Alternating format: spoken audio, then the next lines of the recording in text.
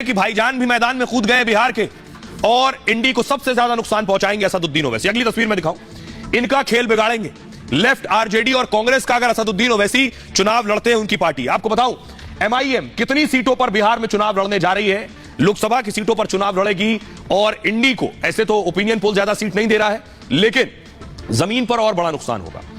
बिहार में खेला होने वाला ये मान लीजिए, क्योंकि इंडी में सीटों पर अभी पेच फंसा हुआ है, इनकी सीटें तय नहीं हुई। आरजेडी और कांग्रेस अपनी जिद पर अड़े हुए हैं।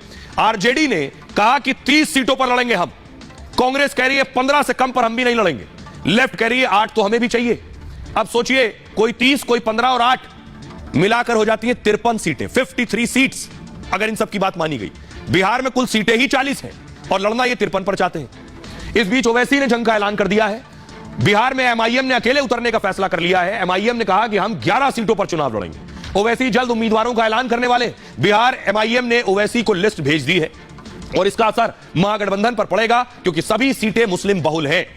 अब आपको बताऊं मुस्लिम बहुल सीटें कौन कौन सी है, उसमें मुस्लिम आबादी कितनी है, क्योंकि मुस्लिम वोटर आरजेडी का वोटर एमवाई है, मुस्लिम और यादव एमवाई फैक्टर से वो चुनाव जीतते हैं। और देखिए वहां ओवैसी कैसे नुकसान पहुंचाने वाले हैं। किशनगंज से ओवैसी कैंडिडेट उतारेंगे, 68% मुस्लिम आबादी है किशनगंज में। कटिहार में 38% मुस्लिम आबादी है, ओवैसी यहां से भी चुनाव लड़ेंगे। अररिया में 32% मुस्लिम वोटर है। पूर्णिया में 30% मुस्लिम आबादी है, जो ओवैसी का वोटर भी माना जाता है। दरभंगा से 22% वोटर है मुसलमान। भागलपुर में 18% वोट है मुसलमान। मुजफ्फरपुर में 16% मुस्लिम आबादी है। गया में 15% है और कराकाट में 10% आबादी है। उजियारपुर में 9% मुसलमान है। बक्सर में 8%। इन सीटों से ओवैसी चुनाव लड़ेंगे और इंडी का खेल बिगाड़ेंगे।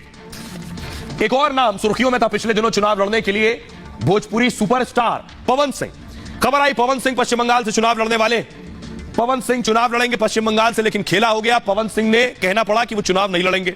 अगली तस्वीर दिखाऊं, आज पवन सिंह ने खुद लिखा है, देख रहे हैं पवन सिंह का ट्वीट है। वो लिख रहे हैं, मैं अपने समाज, जनता जनार्दन और मां से किया वादा पूरा करने के लिए चुनाव लड़ूंगा।